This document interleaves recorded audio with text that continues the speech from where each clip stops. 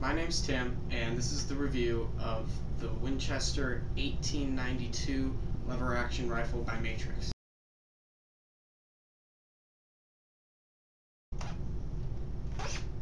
Alright, so to start off, I got this gun from a local store called Paintball and More. Joe ordered it for me.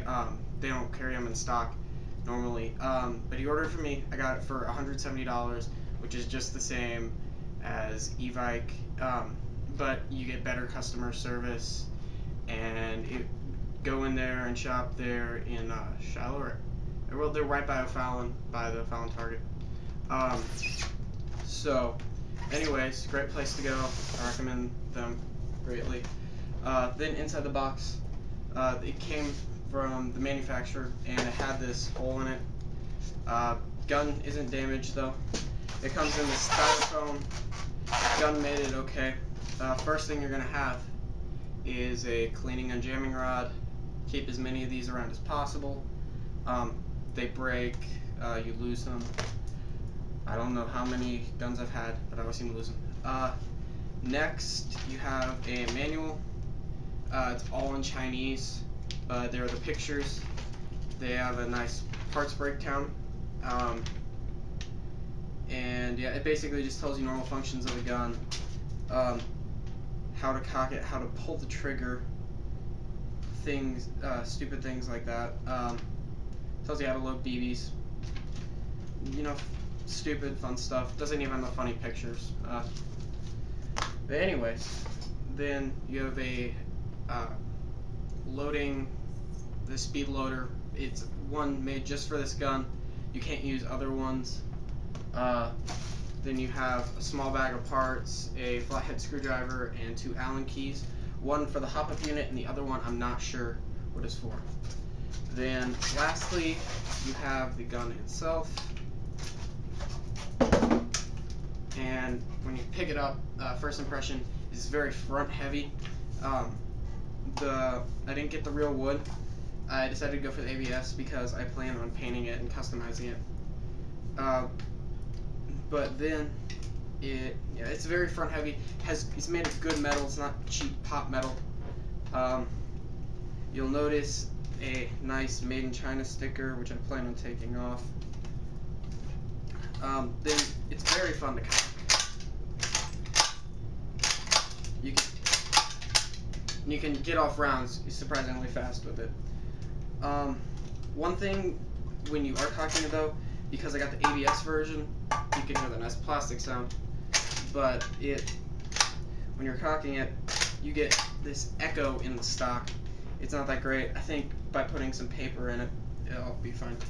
I'm gonna start at the front of the gun. I'll work my way forward. Here in the front, you have the area where you load the gas. For that, you're gonna need this flathead screwdriver. It has a has a ball bearing, so it won't come out unless you are forcefully pulling it out, even if you have it turned. Then I don't know how well you can see this, but there is the nozzle right there. One small problem I encountered is when I have the King Arms gas, and the way this is shaped, you can't get the gas to go all the way in because the lip around the edge of the can is hitting the barrel. With longer tubes though, or gas nozzles, whatever you want to call it, that shouldn't be a problem. You can still get gas inside of it, just not as much as you probably could. And then to put it back on, it's really simple.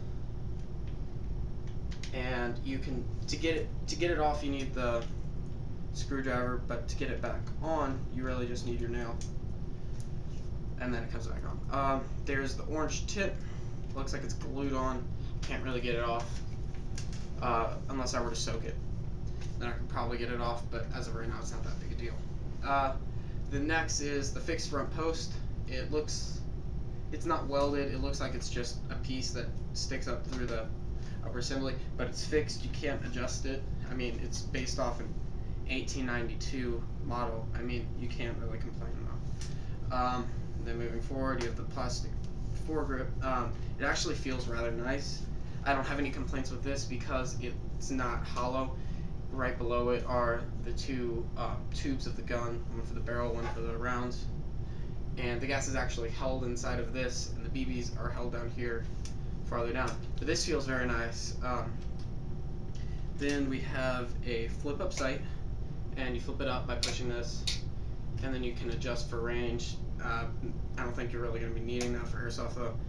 Other than that, it has the standard post, or 2 blocks, 1 post sight. Here, I'll see if I can get a good look for you. And anyways, it just has post and then the front sight. Anyways, can't really get a good picture of that.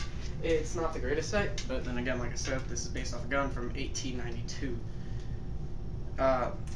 Then here is the loading nozzle. On the real gun, you just take shells and push them in there.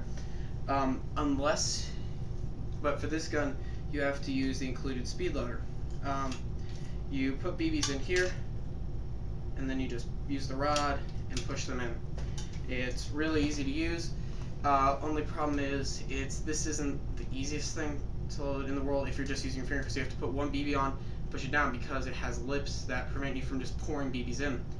I'm assuming this is for, you can carry this out in the field with you, and then after you expel the 25 rounds, you can just put this in real quick and reload it without the fear of the BBs falling out in your pocket.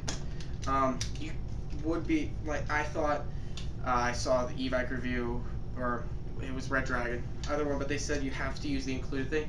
I didn't believe that, so I just tried using my finger, and what happens is when you don't use that, the BBs, there's plenty of room for them to just roll off inside of there, and they get lodged somewhere in the mechanism, and it causes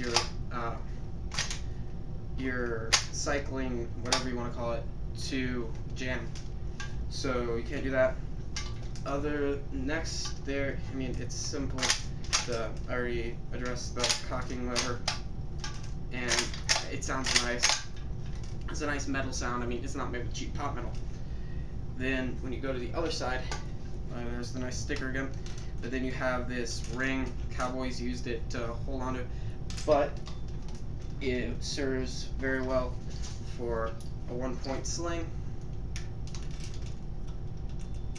And then you can just put it on, the same as any other gun. And then you now have a sling. I don't think that the tan sling really goes that well with the Old West look, but whatever suits you. That's weird. Okay. Yeah, so the lever, it stays put for most of the time, but I guess from hitting, it'll come open. I mean, it's really not going to be that big a deal. Then there's the trigger. It has a lot of, like, it doesn't want to fire. Like, it's not like nice triggers or real gun triggers where you slowly pull back. It's like you have to put pressure on it, and then once you hit the certain amount of pressure, it doesn't move at all. And then when you hit it, it just snaps forward. Not the best feeling trigger in the world. Then here's your gas knob. You hit that, and the gas is expelled. So if you want to get rid of extra gas in your gun, if you're done firing, you still have gas left in it, you just push that. It's double action in the sense that you can pull this back. You can pull this back and it'll stay without you cocking. So if you just want to dry fire, that works. And then you move back to the stock, and you have this. I've seen ones with gold on the end, but this one is a silver, and it's not real tight on there. Like, I can see through it. And yeah, it's just a cover, nothing more, nothing less. I mean, if you really wanted to, you could put stuff in here. I mean, it's hollow, but that's not the most handy for in the heat of battle. On all the ABS, there's only one imperfection right here on the stock. Not a big deal. Like I said, I'm going to paint over it anyways and make it all tactical. So that about sums it up. It feels really nice in your hands. Now I'm going to go to the shooting review.